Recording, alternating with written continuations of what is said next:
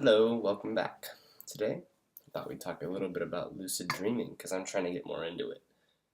So, to start out, I'd say first step if you're trying to lucid dream would be to get a dream journal.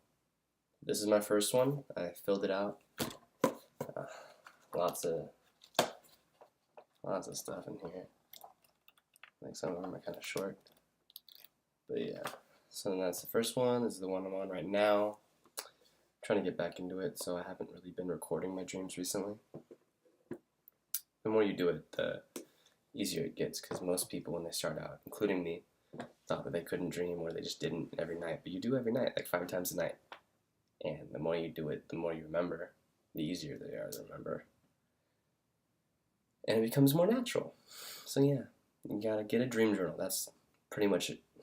You have to do that in order to do it, unless you're like a random freak and just remember your dreams all the time. And also, I like to do a lot of research. I like to know what I'm talking about, know what I'm getting myself into, but also like keep an open mind. That's also important. So I have lots of books on it. First of which is Dreams of Awakening by Charlie Morley. It's this guy, and he is a person who's like a Tibetan Buddhist. He follows Tibetan Buddhism. He trained with a Buddhist teacher, a Buddhist monk. Forget the name of his teacher, but he knows his shit. Like, he knows his shit. And he does it in a very spiritual way, very naturalistic, like no serotonin and like all that. Because some people take serotonin to help them dream better, or like different pills to help them do it, but he knows that it's all in your mind. He knows that it's all spiritual. And he also understands that, which leads me to my next book by him, he also understands the power of lucid dreaming. So this one's called Dreaming Through Darkness, also by Charlie Morley. And what it entails is how to use lucid dreaming once you become more proficient at it in order as like a therapy. But like the deepest kind of therapy, because you're dealing with yourself directly, your subconscious directly. So that's very interesting. So these two books, highly recommend. This one, usually called ETWLD, like online, if you see Etwald, this is the book they're talking about, Exploring the World of Lucid Dreaming. And this is basically a textbook created by Stephen LaBerge, PhD. He's basically the guy who scientifically proved in a laboratory that lucid dreaming is real. And how he did that, which is very, very cool, how he did that is he spent a bunch of nights in a lab until he had a lucid dream, because he didn't have the science down yet. He had one about once every week, off and on, and that was in his bed. So it took him I think a couple weeks to have one, and they set it up so that as soon as he got lucid, he would send a signal to the real world, because when you're in a dream, your whole body's paralyzed except for your eyes and your lungs, so you can breathe. So what he did is he looked in a certain pattern, left, right, in the dream, as soon as he got lucid. And what happened in real life is his real eyes went left, right, and they picked up on that. And through that, they proved that he was lucid dreaming, which is very interesting. So this is like a textbook. This is less fun to read, less pretty, but so much information. Like reasons to do it, ways to do it, every single way, debunking like myths about it. It's basically like a scientific take on it. This is the science behind it. Also explains all about like how your dream cycles work. So that's also very interesting. Let me see. I also have these two, which I haven't really gotten into too much. This one is Tibetan. So this one's another Tibetan yoga kind of way. This one, I believe, is more of the spiritual side. This one's absolutely more of the spiritual side. So it's like, kind of explains like the different dimension of lucid dreaming, if you believe that. I do. I believe dreams are a different dimension. And this one explains how, and how to navigate it. That's also very interesting. I also have another book that I don't have right now because I loaned it to my friend. It's called A Field Guide to Lucid Dreaming, and that one's the most fun to read because it's pictures and it's big text, and it's all about like walking through walls, and that one's real fun. So you should get that one too. That one called again The Field Guide to Lucid Dreaming. And then we also have this one, Lucid Dreaming Plain and Simple, and it's by Robert Wagoner, who is another big name in the lucid dreaming community. He is very important. I forgot what he did. It's been way too long since I've researched lucid dreaming, but he knows his stuff too. And it's also by Caroline McCurdy, who also knows her stuff. I don't know about her, but everything she says in here, it's basically like this, but in simpler terms, and also more spiritual than scientific at times. This one is just straight up Buddhist. Like, this one's just actually a Buddhist book. The Tibetan Yogas of Dream and Sleep by Tenzin Wangyal Rinpoche, who is one of the top lucid dreaming advocates in the world. He's done talks with Stephen LaBerge, the basically guy who invented lucid dreaming or like proved it. Yeah, he's like a Chinese guy, and he really knows his stuff. But this is all about like yoga dharma and like dhamma and the spiritual side of it and how it can be solved to better yourself and further yourself more towards enlightenment. So that one's also very interesting.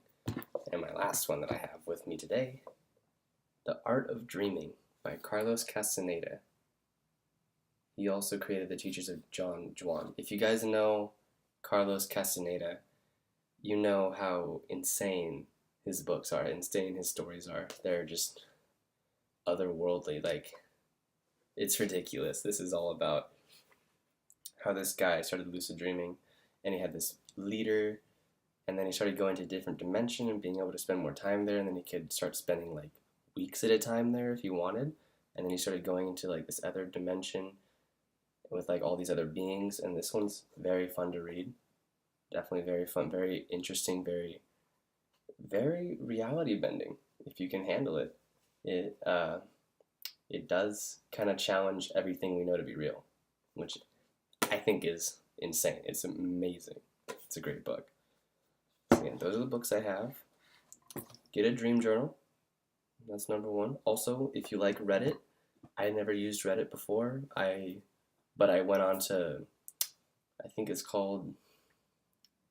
something with lucid dreaming. It's like, you'll know what it is. It's like 200,000 followers or something like that. And everyone just posts their questions, posts their answers, posts their experiences, posts their insights. And it's like a big community for lucid dreaming.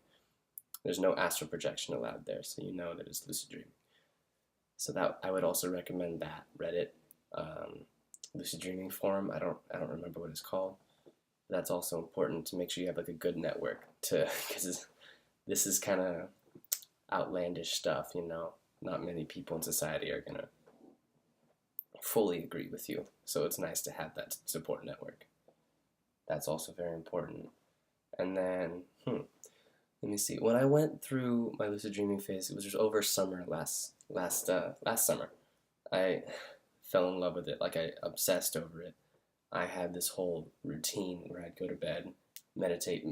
I found that every time I meditate and like really meditate, like really get into it, I just get this feeling in my body, and I'm just like, oh shit, I'm gonna lucid dream tonight. And I always do. So meditating is a huge thing. It clears your mind, it settles it, makes it much easier to get into the mindset of lucid dreaming. That makes it easier to wake up in a lucid dream, because there's two different ways. If you don't know, there is waking up in a lucid dream, and then there's also falling asleep consciously. I think falling asleep consciously is much harder. Waking up in a lucid dream is like you're walking around and it's like this. It looks kind of, this is what it's kind of like. It's like, oh, that's normal, and then it's like, oh, there's a Kermit the Frog poster. That's not normal, and you notice that, and you're like, wait, am I dreaming? And what I find most effective to test it is in a dream, you'll go like this, And if you can breathe in or out, you're dreaming. And that's worked for me 100% of the time. And it's always my right nostril for some reason. It never goes out of my left. And then instantly, I will. I mean, I have like this bad habit where as soon as I'm lucid, I just start flying and like messing up the world and like trying to change it. And then sometimes I wake up right away. So I need to learn how to settle down and try to kind of channel my restless energy in order to get deeper into the lucid dreaming world. So that's what I'm going to work on this time as I get deeper into it. So yeah, I prefer waking up in lucid dreams as opposed to falling asleep consciously. Because I have a lot of restless energy being a Sagittarius, and it's like, it's really hard for me to get to sleep naturally. Like, I'm not like an insomniac, but I shift around so much when I go to sleep. And to fall asleep consciously, you have to stay still and not move and just be okay. So maybe if you have a more earthy sign, or if you're just more earthy in general, that might be a better version for you. But just what works for me is waking up in a lucid dream. And that's definitely better for me. Let's see, what else do I usually do? You have, with the dream journal, you have to, it has to be the first thing you do. You can't even turn off your alarm. It has to be the first thing you do. Maybe you can turn off your alarm while you reach for it, but right when you wake up, don't move. Stay in the same position, don't move.